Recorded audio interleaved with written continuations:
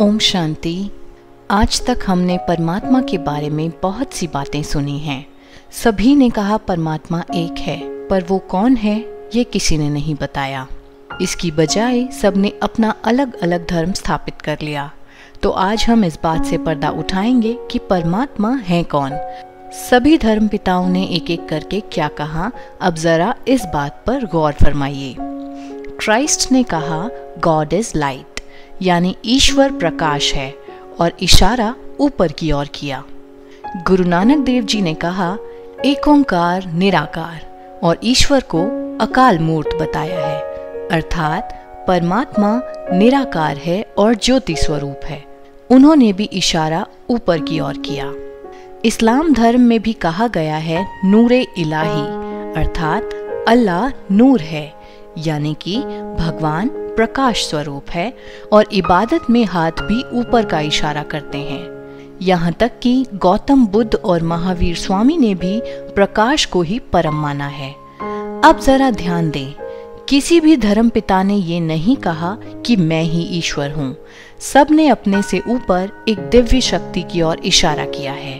सभी धर्म पिताओं ने एक बहुत ही अच्छा और सच्चा संदेश दिया था, पर हम मनुष्यों ने उस संदेश को न सुनकर उस ईश्वर को भूल गए जिसकी ओर इशारा किया गया था, और धर्म पिताओं से ही जुड़ गए।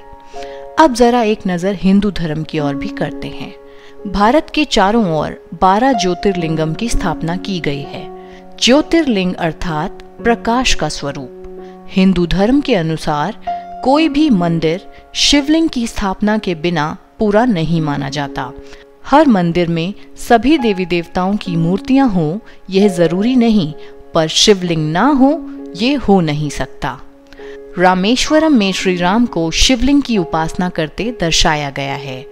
गोपेश्वरम में श्री कृष्ण को भी शिवलिंग की उपासना करते दिखाया गया है।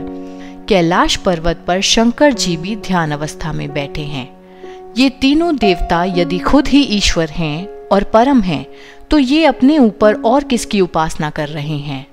पूजा या उपासना केवल उसी की जाती है जो हमसे श्रेष्ठ हो। ये बातें यह सिद्ध करती हैं कि देवी देवताओं से ऊपर भी कोई है जो इन देवी देवताओं को भी शक्ति प्रदान कर संपूर्ण करता है। जैसे कि यदि आप देखें तो माँ सरस्वती को विद्या एवं संगीत की देवी बताया जाता है। माँ लक्ष्मी को धन की देवी बताया जाता है। इसी प्रकार श्री गणेश को विघ्न विनाशक कहा जाता है और हनुमान जी को महावीर कहा जाता है। पर क्या किसी ने ये सोचा कि इन देवी देवताओं में ये भिन्न भिन्न शक्तियाँ कहाँ से आईं और किसने दी? अंग्रेजी में एक कहावत है, everyone remembers the king but no one remembers the king maker, यानी कि राजा को सब याद रखते हैं, पर राजा को जिसने बनाया उसे कोई याद नहीं रखता।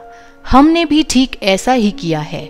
सबने इन देवी देवताओं का स्मरण तो किया, पर किसी ने ये जानने की कोशिश तक नहीं की कि इनको ऐसा सर्वगुण संपन्न और शक्तिशाली किसने बनाया। ईश्वर वो होता है जो सबका पिता हो। ईश्वर वो है जो परम है, जिससे ऊपर और कोई नहीं।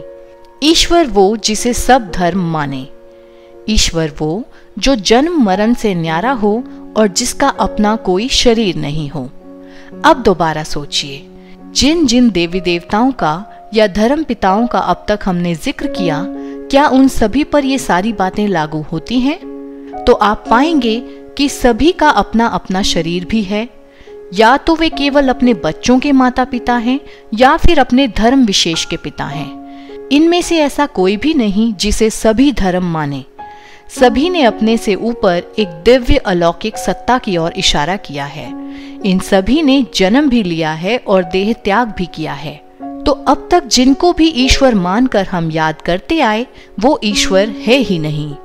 ईश्वर अर्थात निराकार परम पिता शिव परमात्मा, जो एक ज्योति बिंदु है, ऊंचे से ऊंचे धाम परम धाम का रहने वाला है, जिनका हम मनुष्यों के मुआफिक शरीर ही नहीं है, जो जन्म मरण से न्यारे हैं और कालों के काल महाकाल हैं।